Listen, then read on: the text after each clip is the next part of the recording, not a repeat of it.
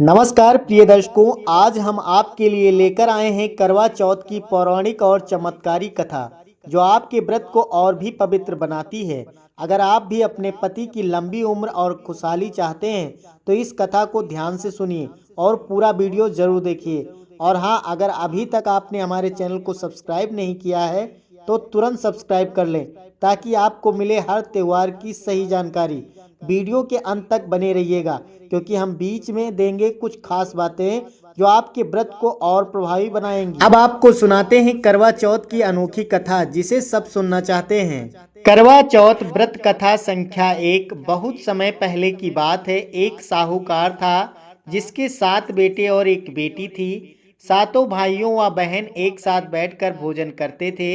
एक दिन कार्तिक की चौथ का व्रत आया तो भाई बोला कि बहन आओ भोजन करें। बहन बोली आज करवा चौथ का व्रत है, चांद उगने पर ही खाऊंगी। तब भाइयों ने सोचा कि चांद उगने तक बहन भूखी रहेगी, तो एक भाई ने दिया जलाया, दूसरे भाई ने छलनी लेकर उसे ढका और नकली चांद दिखाकर बहन से कहने लगे कि चल चांद उगाया है, अर्घ दे ले। बहन अपनी भाभियों से कहने लगी कि चलो अर्घ दें। तो भाभियां बोली तुम्हारा चांद उगा होगा, हमारा चांद तो रात को उगेगा।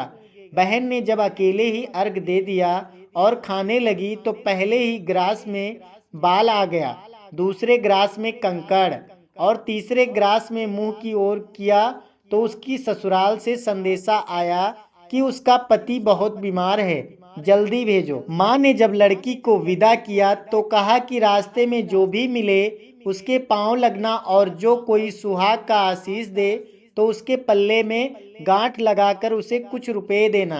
बहन जब भाइयों से विदा हुई तो रास्ते में जो भी मिला उसने यही आशीष दी कि तुम 7 भाइयों की बहन बनी रहो, तुम्हारे भाई सुखी रहें और तुम उनका सुख देखो।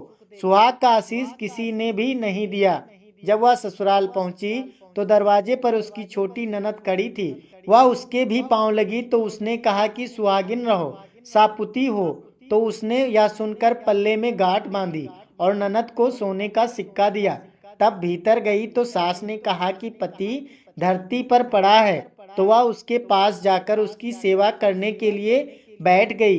बाद में सास ने दासी के हाथ बची कुची रोटी भेज दी। इस प्रकार से समय बीतते बीतते मार्गशीर्ष की चौथ आई तो चौथ माता बोली करवा ले, करवा ले, भाइयों की प्यारी करवा ले।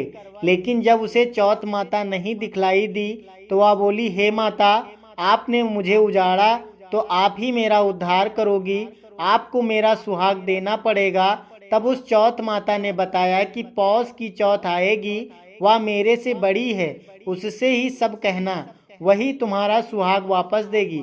पौष की चौथ आकर चली गई, माघ की चली गई, फाल्गुन की चली गई, चैत्र वैशाख ज्येष्ठ आषाढ़ और श्रवण भादों की सभी चौथ आई और यह कहकर चली गई कि आगे वाली को कहना। असौज की चौथ आई तो उसने बताया कि तुम पर कार्तिक की चौथ नाराज है, उसी ने तुम्हारा सुहाग लिया है, वही वापस कर सकती है, वही आएगी तो पांव पकड़कर विनती करना। यह बताकर वह भी चली गई। जब कार्तिक की चौथ आई तो वह गुस्से में बोली भाइयों की प्यारी करवा ले, दिन में चांद उगानी करवा ले, व्रत खंडन करने वाली करवा ले, भूखी करवा ले। यह सुनकर वह चौथ माता को देखकर उसके पांव पकड़कर गिड़गिड़ाने लगी, हे चौथ माता, मेरा सुहाग तुम्हारे हाथों में है, आप ही मुझे सुहागिन करें। तो माता बोली पापिन, हत्यारिन, मेरे पांव पकड़कर क्यों बैठ गई? तब वह बोली कि जो मुझसे भूल हुई है उसे क्षमा कर दो, अब भूल नहीं करूंगी। तो चौथ माता ने प्रसन्न होकर आंखों से काजल, नाखूनों में से मेहंदी और टीके में से रोली लेकर छोटी उंगली से उसके पति पर छींटा दिया तो वह उठकर बैठ गया और बोला कि आज मैं बहुत सोया। वह बोली क्या सोए, मुझे तो 12 महीने हो गए, अब जाकर चौथ माता ने मेरा सुहाग लौटाया। तब उसने कहा कि जल्दी से माता का पूजन करो। तब चौथ की कहानी सुनी, करवा का पूजन किया तो प्रसाद खाकर दोनों पति पत्नी चौपड़ खेलने बैठ गए। नीचे से दासी आई, उसने उन दोनों को चौपड़ पासे से खेलते देखा तो उसने सासू जी को जाकर बताया। तब से सारे गांव में यह बात प्रसिद्ध हो गई कि सब स्त्रियां चौथ व्रत करें तो सुहाग अटल रहेगा। जिस तरह से साहूकार की बेटी का सुहाग दिया, उसी तरह से चौथ माता सबको सुहागिन रखें। यही करवा चौथ के उपवास की सनातन महिमा है। सभी लोग वीडियो को लाइक और चैनल को सब्सक्राइब अवश्य कर लें। करवा चौथ व्रत कथा संख्या 2। अति प्राचीन काल की बात है। एक बार पांडुपुत्र अर्जुन तप करने के लिए नीलगिरी पर्वत पर चले गए थे। इधर पांडवों पर अनेक मुसीबतें पहले से ही थी। इससे द्रौपदी ने शोक विहाल हो कृष्ण की आराधना की। कृष्ण जी उपस्थित हुए और पूछा, कहो क्या कष्ट है तुम्हें? द्रौपदी ने हाथ जोड़कर कहा, प्रभु मुझे क्या कष्ट है? आप तो स्वयं जानते हैं, आप तो अंतर्यामी हैं। मुझे कष्टों के बोझ ने विहान कर दिया है। क्या कोई ऐसा उपाय है जिससे इस कष्टों से छुटकारा मिल सके? तुम्हारा प्रश्न अति उत्तम है द्रौपदी। कृष्ण जी मुस्कुराकर बोले। द्रौपदी ने कहा, प्रभु फिर मुझ दुख नारी का कष्ट दूर करने का उपाय बताइए। द्रौपदी ने पूछा, यही प्रश्न एक बार पार्वती जी ने शिव जी से किया था। तब श्री शिव जी ने करवा चौथ का विधान बताया था। द्रौपदी ने कहा, फिर प्रभु करवा चौथ की जानकारी मुझे भी दीजिए और उसकी कथा कहिए। तब कृष्ण जी ने एक पल सोचने के बाद कहा, दुख सुख जो संसारिक माना जाता है, प्राणी उसमें सदा ही लिप्त रहता है। मैं तुम्हें अति उत्तम करवा चौथ व्रत की कथा सुनाता हूँ, इसे ध्यान से सुनो। प्राचीन काल में गुणी विद्वान धर्मपरायण एक ब्राह्मण था। उसके 4 पुत्र तथा एक गुणवती सुशील पुत्री थी। पुत्री ने विवाहित होकर चतुर्थी का व्रत किया, किंतु चंद्रोदय से पूर्व ही उसे क्षुधा ने बाध्य कर दिया। इससे उसके स्नेही भाइयों ने छल से पीपल की आड़ में कृत्रिम चंद्रमा बनाकर दिखा दिया। लड़की ने अर्घ देकर भोजन कर लिया। भोजन करते ही उसके पति की हृदय गति बंद हो गई। इससे दुखी हो उसने अन्न जल त्याग दिया। उसी रात्रि में इंद्राणी भूमि विचरण करने आई। ब्राह्मण पुत्री ने उनसे अपने दुख का कारण पूछा। इंद्राणी ने बताया, तुम्हें करवा चौथ व्रत में चंद्र दर्शन से पूर्व भोजन कर लेने से यह कष्ट मिला है। तब उस लड़की ने हाथ जोड़कर विनय की कि इससे मुक्त होने का कोई उपाय बताइए। इस पर इंद्राणी ने कहा, यदि तुम विधि पूर्वक अगली करवा चौथ का व्रत करो तो तुम्हारे पति पुनर्जीवित हो जाएंगे। कन्या ने ऐसे करने का वचन दिया तो उसका पति स्वस्थ हो गया। इस पर उस कन्या ने वर्ष भर प्रत्येक चतुर्थी का व्रत किया और अनंत सुहाग प्राप्त किया। श्री कृष्ण जी ने कहा, हे द्रौपदी, यदि तुम इस व्रत को करोगी तो तुम्हारे सभी संकट टल जाएंगे। इस प्रकार द्रौपदी ने यह व्रत किया और पांडव सभी क्षेत्रों में विजयी हुए। इस प्रकार सौभाग्य पुत्र पुत्रौदी और धन धान की इच्छुक स्त्रियों को यह व्रत विधि पूर्वक करना चाहिए। इस व्रत में भगवान शंकर की आरती की जाती है। दर्शकों, इस वीडियो को लाइक और चैनल को सब्सक्राइब अवश्य कर लें। अब जानते हैं अगली कथा।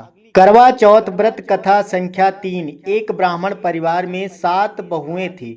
6 बहुओं के मायके वाले बहुत अमीर थे। इसी कारण ससुराल में उनका बड़ा मान था, परंतु छोटी के मायके में कोई न था। वह घर का सारा काम काज करती, सबकी सेवा करती, पर कोई भी उससे प्यार नहीं करता। सभी दुत्कारते रहते। तीज त्योहारों पर भी जब उसके मायके से कोई ना आता तो वह बहुत दुखी होती। हर वर्ष की तरह इस वर्ष भी करवा चौथ का व्रत आया। अन्य बहुओं के मायके से उनके छोटे भाई करवा लेकर आए, पर छोटी के मायके में यदि कोई होता तो करवा लेकर आता। सास भी छोटी को ही खरी खोटी सुना रही थी। वह दुखी हो घर से निकल पड़ी और जंगल में जाकर रोने लगी। एक नाग बहुत देर से उसका रोना सुनता रहा। अंत में वह अपने बिल से निकल आया तथा छोटी बहू से पूछने लगा, बेटी क्या बात है, तुम रो क्यों रही हो? छोटी बोली, आज करवा चौथ है, मेरा कोई भाई नहीं है। यदि मेरा कोई भाई होता तो आज जरूर करवा लेकर आता। नाग को छोटी बहू पर दया आई। नाग ने कहा, बेटी तुम घर चलो, मैं अभी करवा लेकर आता हूँ। थोड़ी देर बाद नाग छोटी बहू के ससुराल पहुंचा। ससुराल वाले इतना सामान देखकर चकित हो गए। सास भी प्रसन्न हो गई। सास ने प्रसन्न मन में छोटी बहू को नाग देवता के साथ भेज दिया। नाग देवता ने छोटी बहू को अपना सारा महल दिखाया और कहा, जितने दिन चाहो आराम से रहो, मन चाहा खाओ, मन चाहा पहनो, पर एक बात याद रखना, सामने रखी नांद कभी मत खोलना। छोटी बहू सारा समय महल में आराम करती, पर नांद के बारे में उसकी उत्सुकता बढ़ती जाती। एक दिन जब घर में कोई न था, उसने नांद को उठाकर देखा तो हजारों छोटे छोटे सांप के बच्चे इधर उधर रेंगने लगे। उसने जल्द ही नांद ढक दी। जल्दी में एक सांप की पूंछ नांद के नीचे आकर कट गई। शाम को नाग को आने पर छोटी ने अपनी गलती स्वीकार कर ली। नाग ने भी उसे क्षमा कर दिया। जब छोटी ने ससुराल जाने की इच्छा की तो उसे धन रत्न आदि देकर विदा किया। छोटी के ससुराल में अब उसकी बड़ी इज्जत होने लगी। जिस सांप की पूंछ काटी थी उसे सभी बांडा कहकर तंग करते। एक दिन उसने अपनी माँ से पूछा कि मेरी पूंछ कैसे कटी। माँ ने कहा कि छोटी की नांद उठाने और जल्दी ढकने से तुम्हारी पूंछ कटी है। तो वह बोला कि मैं छोटी से बदला लूंगा। माँ के बहुत समझाने पर भी वह एक दिन चुपचाप छोटी के घर जा छुपा और मौका पाकर उसने काटने की सोचने लगा। वह छोटी बहू और उसकी सास में किसी बात पर बहस हो रही थी तो छोटी कसम खाकर कह रही थी कि मुझे बांडा भैया से प्यारा कोई नहीं है, मैंने ऐसा नहीं किया। बांडा ने जब सुना तो सोचने लगा जो मुझसे इतना प्यार करती है मैं उसे काटने आया हूँ। वह चुपचाप घर चला। माँ ने पूछा ले आए बहन से बदला। वह कहने लगा माँ बहन से कैसे बदला। तभी से बांडा भाई व छोटी बहन हुए। भाई प्रतिवर्ष चौथ के दिन करवा लेकर जाता, वह बहन बड़े प्यार से करवा चौथ का व्रत करती। दर्शकों, यदि आप वीडियो में अभी तक बने हैं तो हमारी मेहनत सफल है। आप सभी वीडियो को लाइक और चैनल को सब्सक्राइब अवश्य कर लें। करवा चौथ व्रत कथा संख्या 4।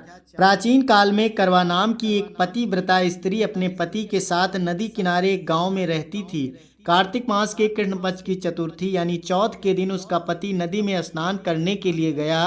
स्नान करते समय एक मगरमच्छ ने उसका पैर पकड़ लिया। वह करवा करवा नाम लेकर जोर जोर से अपने पत्नी को पुकारने लगा। उसकी पत्नी उसकी आवाज़ सुनकर दौड़ आई और उसने मगर को कच्चे धागे से बांध दिया।